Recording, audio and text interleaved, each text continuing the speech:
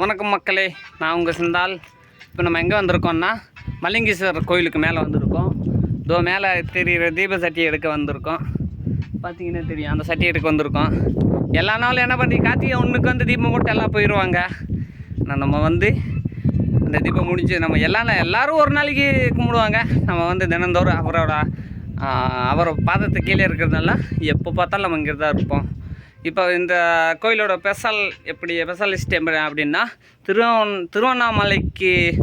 திருவண்ணாமலை கோயில் எப்படியோ அதுக்கு நிகரான கோயில் இந்த மல்லிங்கேஸ்வரர் கோயில். இது வந்து தேனி மாவட்டம் போடி நாகலாபுரத்துக்கு மேற்கிட்டு இருக்கிற கோயிலில் இருக்குது மல்லிங்கேஸ்வரர் கோயில். இந்த கோயிலை பற்றி சொல்லணும்னா, இந்த கோயிலுக்கு யாரும் அடாவடித்தனம் பண்ணணும், யாருக்கும் ஏதாவது தப்பாக பண்ணணும் அப்படின்னா மேலே வரவே முடியாது. கீழே பார்த்தா பூராமே தேனீக்கள். இந்த இடத்துக்கு சாமி அப்பா ஈசா அப்படின்ட்டு வந்தவங்கள இது நாள் வரைக்கும் எந்த குறையும் விட்டதில்லை. அதே அடாவடித்தனம் பண்ணணும் அப்படின்னு வந்தவங்கள நிறையா பேர்த்த தேனி போட்டு தள்ளியிருக்கு. அவரோட காவலாளி சொல்லப்போனால் இங்கே இருக்கிற தேனீக்கள், அது ஒரு தேனீக்களும் ஒரு பங்கு உண்டுன்னு சொல்லலாம். இவர்கிட்ட என்ன மனசு நொந்து என்ன கேட்குறோமோ அதை கண்டிப்பாக நிறைவேற்றி கொடுப்பாரு. நம்ம உண்மையாக நம்பி பண்ணணும். நம்பி வந்தவங்களை இவர் கைவிட்டதாக சரித்திரமே கிடையாது.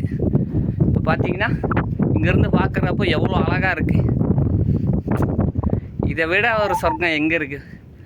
மேலோகத்தில் கூட கிடையாது. பார்த்திங்கன்னா அவரோட அருள் இருக்கிறவங்க மட்டுமே இங்கே வர முடியும். சும்மா இருக்கிறாலாம் வர முடியாது. வணக்கம் மக்களே, தேனியிலிருந்து.